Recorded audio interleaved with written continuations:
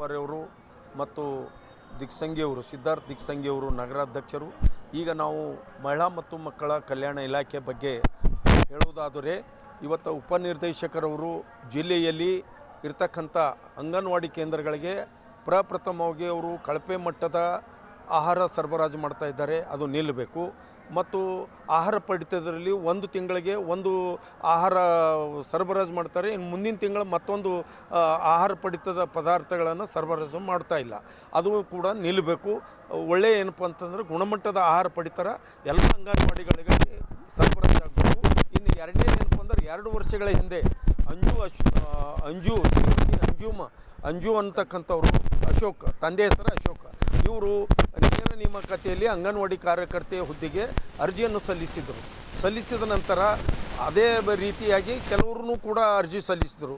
ಆ ಒಂದು ಹಂತದಲ್ಲಿ ಏನಪ್ಪ ಅಂದ್ರೆ ಅಂಕ ಹೆಚ್ಚಿಗೆ ಇರ್ತಕ್ಕಂಥ ಅಂಜುಮ್ ಅಶೋಕ್ ಅವರಿಗೆ ಆದೇಶವನ್ನು ಮಾಡಲಾರ್ದೇ ಅಂಕ ಕಮ್ಮಿ ಇರ್ತಕ್ಕಂಥವ್ರಿಗೆ ಆದೇಶ ಕೊಡೋಕ್ಕೆ ತರಾತುರಿಯಲ್ಲಿದ್ದಾಗ ಮತ್ತೇನಪ್ಪ ಅಂದ್ರೆ ಅದೇ ಅಧಿಕಾರಿಗಳು ಮತ್ತು ಆಕ್ಷೇಪಣೆಯನ್ನು ಕಾಲ್ ಮಾಡಿದರು. ಆಕ್ಷೇಪಣೆಯಲ್ಲಿ ನಾವು ಅರ್ಜಿ ಸಲ್ಲಿಸಿದ್ವಿ. ಯಾರಿಗೆ ಅಂಕ ಹೆಚ್ಚಿಗವ ಅಂಥವ್ರಿಗೆ ಏನಪ್ಪ ಅಂದ್ರೆ ಹುದ್ದೆಯಲ್ಲಿ ಪರಿಗಣಿಸಬೇಕು, ಅವರಿಗೆ ನ್ಯಾಯ ಸಿಗಬೇಕು ಅಂತೇಳಿ ನಮ್ಮ ಸಮಿತಿ ವತಿಯಿಂದ ಜಿಲ್ಲಾಧ್ಯಕ್ಷರು ನಗರಾಧ್ಯಕ್ಷರು ಮನವಿ ಪತ್ರ ಕೊಟ್ಟಾಗ ಅದು ಇಲ್ಲಿವರೆಗೂ ತಡೆ ಹಿಡ್ಕೊಂಡು ಕೂತಿದ್ದಾರೆ. ಇಲ್ಲಿವರೆಗೂ ಏನಪ್ಪ ಅಂತಂದ್ರೆ ಯಾರಿಗೆ ಅಂಕ ಹೆಚ್ಚಿಗವ ಅವ್ರಿಗೆ ಏನಪ್ಪ ಅಂತಂದ್ರೆ ಆಯ್ಕೆ ಮಾಡ್ತಾ ಇಲ್ಲ, ತಡೆ ಹಿಡ್ಕೊಂಡು ಕೂತಿದ್ದಾರೆ. DC ಅವ್ರ ಹತ್ರ ಫೈಲ್ ಹೋಗ್ಬೇಕು, ಅವ್ರ ಸಭೆ ಕರಿಬೇಕು, ಅವ್ರು ಪರಿಗಣಿಸಬೇಕು ಅಂತಕ್ಕಂಥ ನೆಪ ಹೇಳ್ತಾ ಇದ್ದಾರೆ. ಇನ್ನು ನಗರ CDPO ಶಿಶು ಯೋಜನಾಧಿಕಾರಿಗಳು ಅವರಿಗೂ ಕೂಡ ಭೇಟಿಯಾದರೆ ಅವರು ವರದಿ ಸಲ್ಲಿಸ್ತಾ ಇಲ್ಲ, ಅವರು ರಿಪೋರ್ಟ್ ಮಾಡ್ತಾ ಇಲ್ಲ ಅಂಥೇಳಿ ಬರೀ ಕುಂಟನೆವ ಹೇಳ್ತಾ ಇದ್ದಾರೆ. ಅದಕ್ಕೆ ಏನಪ್ಪ ಅಂತಂದ್ರೆ ಇವೆಲ್ಲವನ್ನು ಇದು ಮಾಡಿ ಕೂಡಲೇ ಏನಪ್ಪ ಅಂಜುಮ್ ಅಶೋಕ್ ಅವ್ರಿಗೆ ದಯವಿಟ್ಟು ಏನಪ್ಪ ಅಂತಂದ್ರೆ ಏನು ತಡೆ ಹಿಡಿದಿರಿ ಅದು ಹಿಂದಕ್ಕೆ ಪಡೆದು ಅವರಿಗೆ ನೇರ ನೇಮಕಾತಿಯಲ್ಲಿ ಅಂಕ ಪಡೆದಿರ್ತಕ್ಕಂಥವರಾಗಿದ್ದಾರೆ. ಅವರಿಗೆ ಕೂಡಲೇ ಏನಪ್ಪ ಅಂದ್ರೆ ಆ ಹುದ್ದೆಗೆ ಆಯ್ಕೆ ಮಾಡಬೇಕು ಮತ್ತು ಸೂಕ್ತ ಕ್ರಮ ತೆಗೆದುಕೊಂಡು. ಮತ್ತು ಇನ್ನೊಂದು ವಿಷಯ ಏನಂತಂದರೆ, ಈಗ ಮೊನ್ನೆ ನಮ್ಮ ಜಿಲ್ಲಾಧ್ಯಕ್ಷರು ಸಂಬಂಧಪಟ್ಟ ಅಧಿಕಾರಿಗಳಿಗೆ, ಉಪನಿರ್ದೇಶಕರಿಗೂ ಮತ್ತು ಯೋಜನಾಧಿಕಾರಿ, ತಾಲೂಕಾ ಯೋಜನಾಧಿಕಾರಿಗಳಿಗೆ ಭೇಟಿಯಾಗಿ ಮನವಿ ಪತ್ರ ಸಲ್ಲಿಸಿದ್ದಾರೆ. ಮನವಿ ಪತ್ರ ಸಲ್ಲಿಸಿದಾಗ ನಿಮ್ಮ ಕಳೆದು ಹೋಗಿವೆ, ನಿಮ್ಮ ಸಭೆಯ ನಡವಳಿಕೆ ಎಲ್ಲ ದಾಖಲಾತಿಗಳು ಕಳೆದು ಹೋಗಿವೆ ಅಂತಕ್ಕಂಥ ಮಾತನ್ನು ಅವರೇ ಖುದ್ದಾಗಿ ಹೇಳ್ತಾ ಇದ್ದಾರೆ. ಅದಕ್ಕೆ ಏನಪ್ಪ ಅಂದ್ರೆ ಹಿಂಬರನೂ ಕೂಡ ಕೊಟ್ಟಿದ್ದಾರೆ.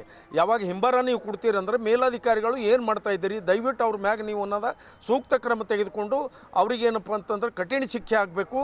ಮತ್ತು ಏನಪ್ಪ ಅಂದ್ರೆ ಇಲಾಖೆಯಲ್ಲಿ ಒಳ್ಳೆಯ ಏನಪ್ಪ ಅಂತಂದ್ರೆ ಕೆಲಸ ಕಾಮಗಾರಿಗಳನ್ನು ಆಗಬೇಕು.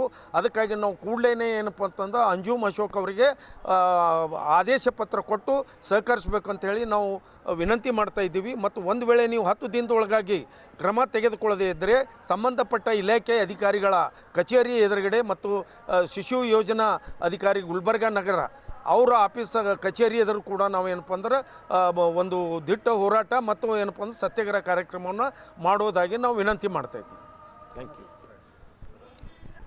ಮಹಿಳಾ ಮತ್ತು ಮಕ್ಕಳ ಕಲ್ಯಾಣ ಇಲಾಖೆಯಲ್ಲಿ ಸುಮಾರು 2-3 ವರ್ಷಗಳಿಂದ ಅಂಗನವಾಡಿ ಕಾರ್ಯಕರ್ತರು ಮತ್ತು ಸಹಾಯಕಿಯರ ಹುದ್ದೆಗಳನ್ನು ಇಲ್ಲಿವರೆಗೆ ನೇಮಕಾತಿ ಮಾಡದೆ ಉಳಿದ ಹುದ್ದೆಗಳು ನೇಮಕಾತಿ ಬಗ್ಗೆ ಯಾವ ಕ್ರಮ ಕೈಗೊಂಡಿರಿ ಅಂತ ನಾವು ಮೊನ್ನೆ ಜೈಮ್ ಸೇನೆ ವತಿಯಿಂದ ನಾವು ಹೋಗಿ ಈಗ ಇದ್ದಂಥ ನಮ್ಮ ಇವರು CDPO ಅವರಿಗೆ ವಿಚಾರಣೆ ಮಾಡಿದಾಗ ಅವ್ರು ಹೇಳ್ತಾರೆ, ನಮ್ಮಲ್ಲಿ ಇರ್ತಕ್ಕಂಥ ಕಡತಗಳು ಕಳೆದು ಹೋಗಿವೆ ಮತ್ತು ಇವು ಫೈಲ್ಗಳು ಹಿಂದಿನ CDPO ಆದಂಥ ಇವರು ಶಿವಶರಣಪ್ಪ ಭೂಶೆಟ್ಟಿ ಅವರು ತೊಗೊಂಡು ಹೋಗಿದ್ದಾರೆ ಅಂತ ಹೇಳ್ತಾರೆ. ಒಂದು ಹಿಂದಿರ್ತಕ್ಕಂಥವ್ರು ಇವರು ಈ ಇಲಾಖೆಯ ಕಡತಗಳನ್ನೇ ಒಯ್ತಾರೆ ಅಂತಂದಮೇಲೆ ಅಲ್ಲಿ ಎಷ್ಟು ಭ್ರಷ್ಟಾಚಾರ ನಡೆದಿದೆ.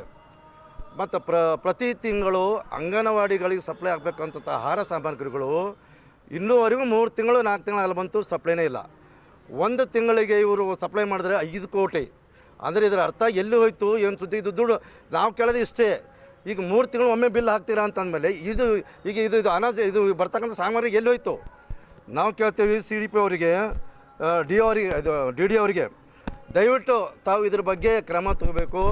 ಮತ್ತು ಈಗೇನು ತಡೆ ಹಿಡಿದಿರಲ್ಲ, ಅವು ಏನು ಫೈಲ್ ಹೋಗ್ಯಾವಲ್ಲ, ಅದು ಇಮಿಡಿಯೇಟ್ಲಿ ಕ್ರಮ ಅದು ತೊಗೊಂಡು ಕಿಸು ನೀವು ಯಾರ್ಯಾರ ಹಣ ಅವ್ರ ಮೇಲೆ ಕ್ರಮ ತೊಗೊಳ್ಬೇಕು. ತೊಗೊಳ್ಳಿಲ್ಲಪ್ಪ ಅಂತಂದ್ರೆ ನಿಮ್ಮ ಮೇಲೂ ಕೂಡ ನಾವು ಮತ್ತು ಇದು ಯಾರು ಅಲ್ರಿ ಇವರು ಹಿಂದಿದ್ರಲ್ಲ, ಇವರು ಶಿಕ್ಷಣ ಮತ್ತು ಡಿ ಡಿ ಅವ್ರು ನಿಮ್ಮ ಮೇಲೆ ನಾವು ಮುಂದಿನ ದಿನಗಳೇ 10 ದಿನಗಳ ನಿಮಗೆ ಗಡುವು ಕೊಡ್ತಾ ಇದ್ದೀವಿ. 10 ದಿನ ಆದಮೇಲೆ ನೀವು ಇದು ಇದ್ರ ಮೇಲೆ ಕ್ರಮ ತೊಗೊಳ್ಬೇಕು. ಫೈಲ್ ಎಲ್ಲೋಯ್ತು ಏನೆಲ್ಲ ಬರಬೇಕದು. ಅದು ಆಗಲಿಲ್ಲಪ್ಪ ಅಂತಂದ್ರೆ ಮುಂದಿನ 10 ದಿನಗಳಾದ ಮೇಲೆ ನಾವು ಮಾನ್ಯ ಲೋಕಾಯುಕ್ತರಲ್ಲಿ ನಿಮ್ಮ ಬಗ್ಗೆ FIR ಮಾಡ್ತಾ ಇದ್ದೀವಿ. ಜೈ ಭೀಮ್ ಸೇನೆ ವತಿಯಿಂದ ನಾವು ತಮಗೆ ಈ ಮೂಲಕ ಕೇಳ್ಕೊಳ್ತೀವಿ, ದಯವಿಟ್ಟು ಕಡತಗಳನ್ನು ಎಲ್ಲಿವೆ ತನಿಖೆ ಆಫೀಸಲ್ಲಿರಬೇಕು. ಮತ್ತು ಆಯ್ಕೆಯಾದಂಥ ಏನು ಅಂಜು ದಿಕ್ಸಂಗಿದಾರಲ್ಲ ಅವರನ್ನು ಎಲ್ಲರಿಗಿಂತ ನೀವೇನು ಹಾಕಿದ್ದೀರಿ ಅವ್ರಿಗಿಂತ ಹೆಚ್ಚಿಗೆ ಇವ್ರ ಅಂಕಗಳು ಹೆಚ್ಚಿಗಿವೆ, ನೀವು ಪರಿಶೀಲನೆ ಮಾಡಿಕೆ ನ್ಯಾಯಯುತವಾಗಿ ನಾವು ಕೇಳ್ತಿದ್ದೇವೆ. ಇದರಲ್ಲಿ ಯಾವುದೇ ರೀತಿ ಇದು ಮಾಡೋಕ್ಕೆ ಹೋಗ್ಬೇಡ್ರಿ. ನಮ್ಮ ಜೈ ಭೀಮ್ ಸೇನೆ ನಾವು ಇಷ್ಟೇ ಕೇಳ್ಕೊತೀವಿ, 10 ದಿನ ತಮ್ಮ ಗಡುವು ಕೊಡ್ತಾಯಿದ್ದೀವಿ. ಇದರ ಬಗ್ಗೆ ನೀವು ಇದು ಮಾಡಲಿಲ್ಲಪ್ಪ ಅಂದ್ರೆ ನಾವು FIR ಮಾಡೋದಂತೂ 10 ದಿನ ಆದಮೇಲೆ ನಿಮ್ಗೆ ಹೇಳ್ತಾ ಇದ್ದೇವೆ ಅಂತ ನಿಮ್ಮ ಮೂಲಕ ಹೇಳ್ತಾ ಇದ್ದೀವಿ. ನಮ್ಮ ಹೆಸರು ರಾಹುಲ್ ಉಪ್ರೆ, ಜೈ ಭೀಮ್ ಸೇನೆ ಜಿಲ್ಲಾಧ್ಯಕ್ಷರು.